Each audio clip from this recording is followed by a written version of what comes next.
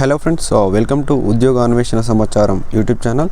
ఈరోజు మన టాపిక్లో భాగంగా అయితే లఖ్పత్ దీదీ స్కీమ్ సంబంధించిన ఇన్ఫర్మేషన్ తెలుసుకుందాం. సో లఖ్పత్ దీదీ స్కీమ్ అంటే ఏమిటి, మహిళలు ఏ విధంగా దీని ద్వారా లబ్ధి పొందుతారు, ఎక్కడ మహిళలు లబ్ధి పొందుతారు, సో దీనికి మనకు ఎన్ని లక్షల రూపాయల ఆర్థిక సహాయం ఉంటుంది, సో మరి దాని లక్ష్యం ఏమిటి, దానికి సంబంధించిన ఇన్ఫర్మేషన్ అయితే తెలుసుకుందాం. సో ఇక్కడ పూర్తి ఇన్ఫర్మేషన్ కనుక చూసుకున్నట్లయితే, బడ్జెట్లో చెప్పిన లఖ్పత్ దీదీ స్కీమ్ అంటే ఏమిటి, కేంద్ర ఆర్థిక మంత్రి నిర్మలా సీతారామన్ గారు ప్రవేశపెట్టిన 2024 మధ్యంతర బడ్జెట్లో లఖ్పత్ దీదీ స్కీమ్కు గుర్తించి ప్రస్తావించడం జరిగింది.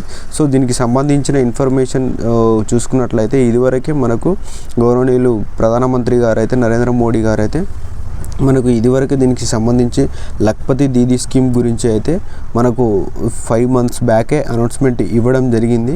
సో ఆగస్టులో ఇండిపెండెన్స్ని ఉద్దేశించుకొని మహిళలు కూడా, గ్రామీణ ప్రాంతాల మహిళలు కూడా లబ్ధి పొందాలనే ఉద్దేశంతో వాళ్ళను కూడా గ్రామీణ ప్రాంతాల మహిళలు లక్షాధికారాలను చేయాలనేటువంటి దిశగా, ఉమెన్ ఎంపవర్మెంట్ తీసుకురావాలన్న దిశగా అయితే సో ఆ స్కీమ్ని అయితే తీసుకురావడం జరిగింది.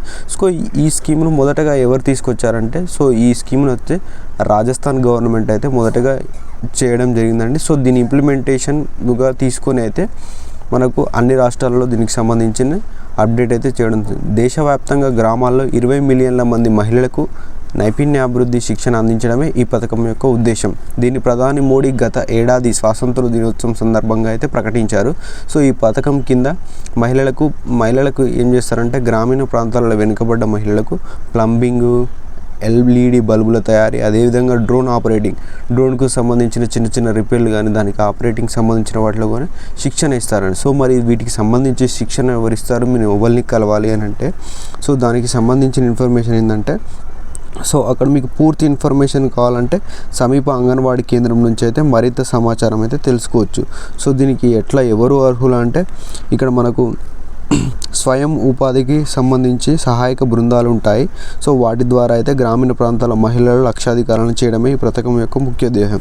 సో మనం స్వయం సహాయక బృందాలకు మన టచ్లో ఉంటాయి అయితే మనకు, సో దీనికి సంబంధించిన లబ్ధి అయితే పొందవచ్చు. సో దీని లక్ష్యం ఏంటి అంటే, చేతి వృత్తుల ద్వారా సో వాళ్ళకు ఏదైతే స్వయంగా ఉపాధి పొందే అవకాశం అయితే ఉంటుంది.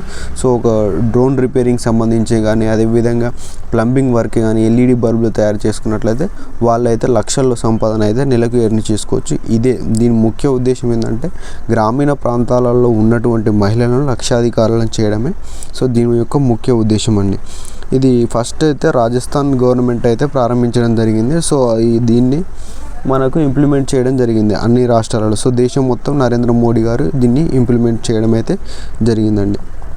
సో 5 లక్షల వరకు అయితే రుణం ఇస్తారండి. సో ఆయా రంగాల్లో వాళ్ళకు శిక్షణ కూడా, దీంతోపాటు రుణంతో పాటు శిక్షణ కూడా ఇచ్చి లబ్ధి చేకూరుస్తారండి.